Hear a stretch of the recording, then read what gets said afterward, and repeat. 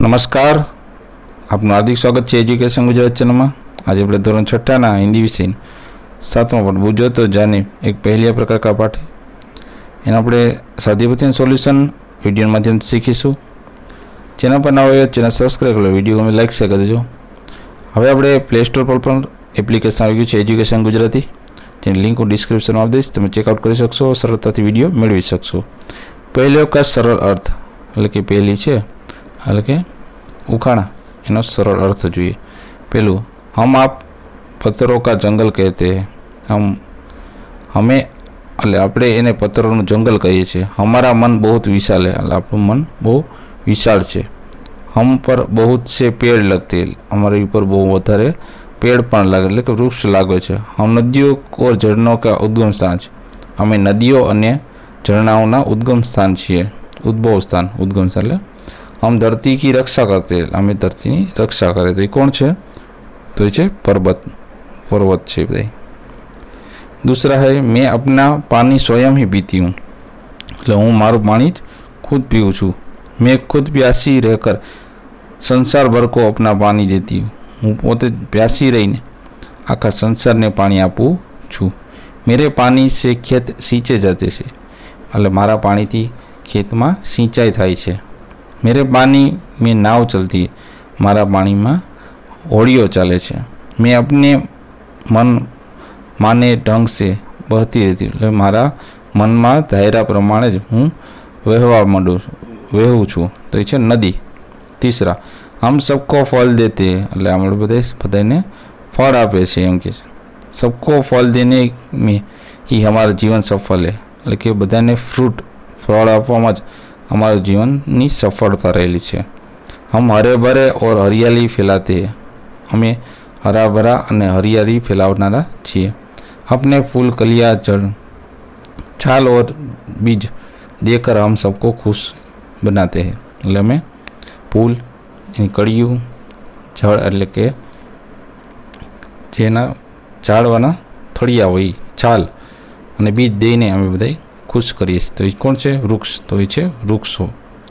चौथा, हम दोनों पाके मित्र એટલે અમે બંને પાકા મિત્ર છીએ। हम अनोखे काम करते रहते हैं એટલે અમે ધાયરાબરના અજુગતા કામ કરીએ છીએ। हमारे साथ 5-5 सेवक रहते એટલે અમારી સાથે 5-5 સેવકો પણ રહેલા હોય છે। लेकिन वे आसपास में कभी बात नहीं करते પણ એ સેવક છે એ આસપાસમાં ક્યારેય વાતું કરતા નથી। तो उसका उत्तर है 2 हाथ એટલે 2 हाथ अपना। पांचवों, मैं कभी पतला कभी मोटा हो जाता हूँ हूँ क्यारेक पातलो तो क्यारेक मोटो थई जाऊँ छूँ। कभी मेरा आकार गेंद जैसा हो जाता है तो मारो क्यारेक आकार दड़ानी जेम गोड़ थई जाए छे। मेरी कोई बहन नहीं है फिर भी बच्चे मुझे मामा कहते हैं, मारी कोई बहन नहीं परंतु बधाई बाळको से मने मामा कहे छे। कोण छे? चांद એટલે કે ચાંદા।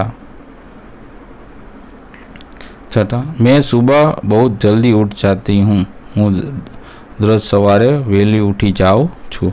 मैं आकाश की सैर करती हूँ, हूँ आकाश में सैर करूँ छू। मैं जरा सी आलस नहीं करती, हूँ जरा पण आलस करती नहीं।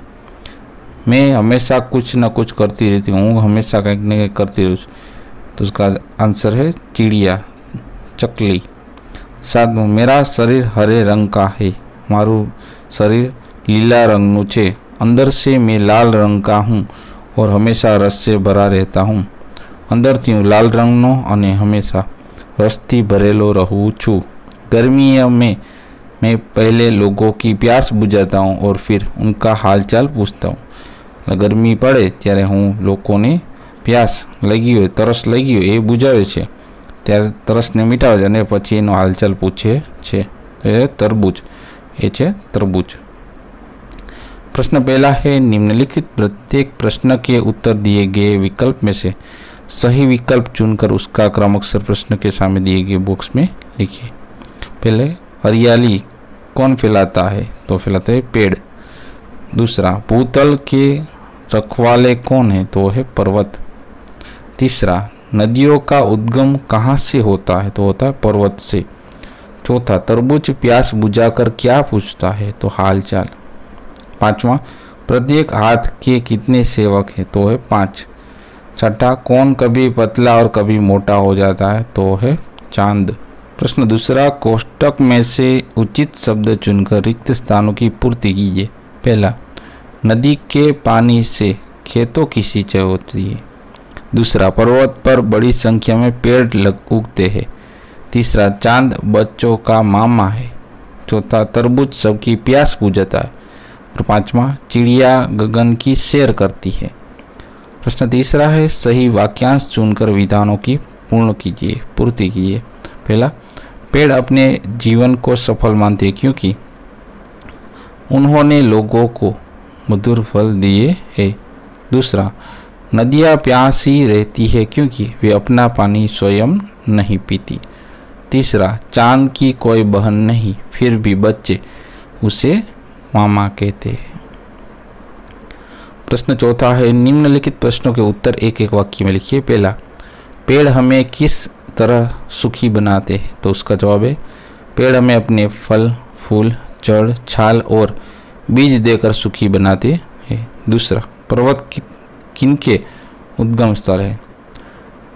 तो उसका जवाब है, पर्वत नदियों और झरनों के उद्गम स्थल है। तीसरा, नदी की क्या विशेषता है? तो उसका जवाब है, नदी की यह विशेषता है कि वह अपना पानी स्वयं नहीं पीती। चौथा प्रश्न, तरबूज बाहर और अंदर से कैसा होता है? तो उसका जवाब है, तरबूज बाहर से हरा और अंदर से लाल तथा रस भरा होता है। पांचवा प्रश्न, प्रत्येक हाथ के कितने सेवक हैं? तो उसका जवाब है, प्रत्येक हाथ के 5-5 सेवक है।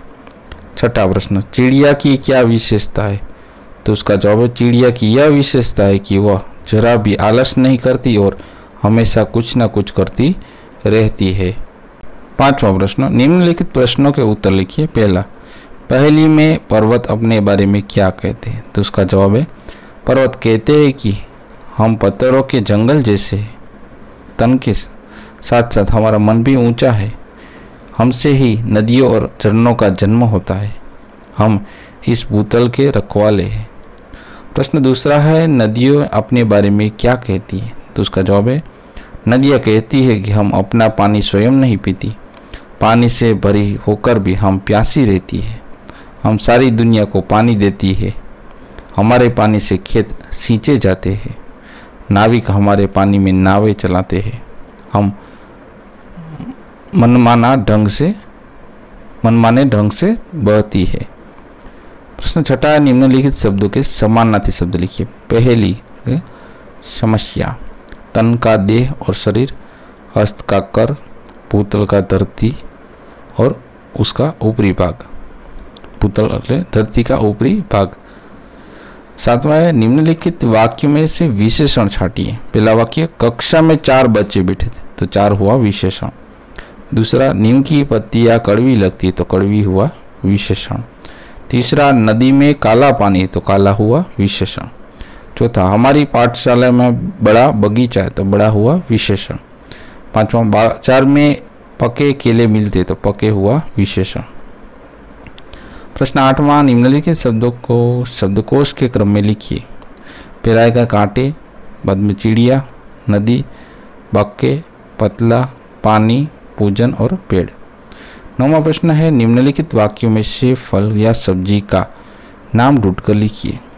तो इधर आ मत जा, तो आ ने मत से आम। अंदर आलू लग जाएगी, आलू। जयपाल कल आया था, तो पालक। बरोबर। संतराम आ गया, तो संतरा। शैलजा मुनमुन से मिली, तो जामुन। फैला हुआ काम सब सिमट रहा है, तो मटर हुआ मटर। प्रश्न 10वां है, नीचे दिए गए वर्ग पहले में से सार्थक शब्द घेरा बनाकर लिखिए। तो इसमें मधु, दूसरा मामा, बादल,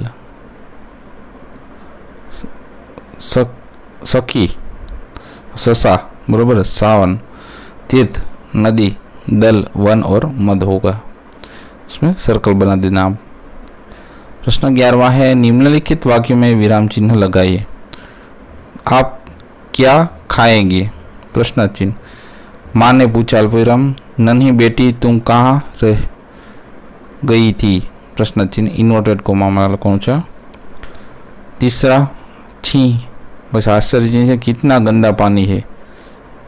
पांचवा आश्चर्य चिन्ह है। चौथा मुझे मेरी पुस्तक का नाम रामायण है। रामायण अवतरण चिन्ह है और छेल्ले पूर्ण विराम। पांचवा, वाह आश्चर्य चिन्ह पछी कितनी अच्छी किताबें है, पूर्ण विराम।